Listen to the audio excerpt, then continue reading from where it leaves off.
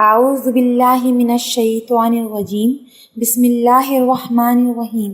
السلام علیکم حاضرین و ناظرین، میں ہوں آپ کی ہوسٹ ڈاکٹر رومی علی۔ امید کرتی ہوں کہ آپ سب خیریت سے ہوں گے۔ میری اللہ تعالیٰ سے دعا ہے کہ اللہ آپ سب کے لیے آسانیاں پیدا کرے اور تمام مسائل آپ لوگوں کے حل فرما دے۔ آپ سب ایک خوشحال اور خوبصورت زندگی گزاریں اللہ اور اس کے رسول صلی اللہ علیہ وسلم کے احکام کے مطابق۔ ایک بھائی کا سوال تھا کہ میں اپنے زیر ناف بال خود صاف نہیں کر سکتا زیادہ بیمار رہنے کی وجہ سے، تو کیا میں کسی اور سے صاف کروا سکتا ہوں؟ یہ بہت اہم مسئلہ ہے۔ اکثر لوگ بیماری کی وجہ سے اپنے زیر ناف بال اور بغلوں کے بال خود صاف نہیں کر سکتے۔ خدا نخواستہ فالج ہو گیا یا کوئی سخت بیماری آ گئی، اب کیا کریں؟ اب زیر ناف بال کیسے صاف کریں؟ یہ بال کون اتارے گا؟ خوب اچھی طرح سے مسئلہ سمجھ لیں کہ مرد کا ستر اس کی بیوی کے علاوہ کسی کو بھی دیکھنے کی اجازت نہیں ہے، نہ اس کی ماں، نہ اس کا باپ، نہ اس کا بیٹا، نہ اس کا بھائی۔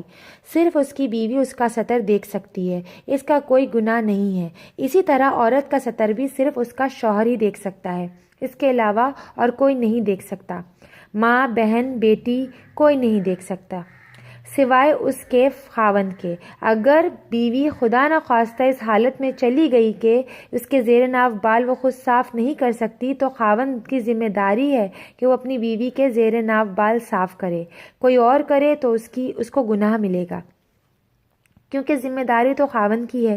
اللہ نے فرمایا، تم اپنی بیویوں کا لباس ہو اور تمہاری بیویاں تمہارا لباس ہیں، اور جیسے لباس جسم کے سارے حصے کو چھو سکتا ہے، ایسے ہی میاں بیوی ایک دوسرے کے بدن کے ہر حصے کو چھو سکتے ہیں اور دیکھ بھی سکتے ہیں، اگرچہ بغیر مقصد کے دیکھنا بھی بے حیائی ہے، لیکن اگر دیکھ لیں تو گناہ بھی نہیں ہے۔ اور اگر خاوند کو کوئی مسئلہ پیش آ جائے تو اس کی بیوی کی ذمہ داری ہے کہ وہ اپنے شوہر کے زیر ناف بالوں کو خود صاف کرے، اور یہ خدمت ہے۔ بیوی کا فائدہ یہی تو ہے، اور یہی خاوند کی ذمہ داری ہے کہ وہ اپنی بیوی کو اس موقع پر سنبھالے، اور کسی کو اجازت نہیں ہے۔ اگر خدا نخواستہ بیوی مر گئی ہے یا اس کا خاوند مر چکا ہے، اب ان کے بال کون صاف کرے؟ پھر جو بھی کرنا چاہے کرے، لیکن اپنے ہاتھوں پہ وہ گلو چڑھا لے تاکہ اس کے ہاتھ ستر کو نہ لگ سکیں۔ شریعت نے یہ پابندی لگائی ہے۔ میت کو بھی غسل دیتے ہوئے ہمیں حکم ہے کہ ہاتھوں کے اوپر تھیلیاں چڑھا لیں یا کوئی گلو چڑھا لیں تاکہ تمہارے ہاتھ مرے ہوئے کے ستر کو بھی نہ لگیں۔ تو خود سوچیں، زندہ لوگوں کے ستر کو کیسے ہاتھ لگا سکتے ہیں؟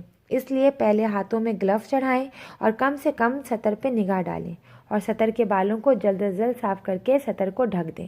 یہی بہترین طریقہ ہے۔ آپ کی دعا گو ڈاکٹر رومی علی۔ اب اجازت چاہوں گی، دعاؤں میں یاد رکھیے گا، اپنا بہت خیال رکھیے گا۔ اللہ حافظ۔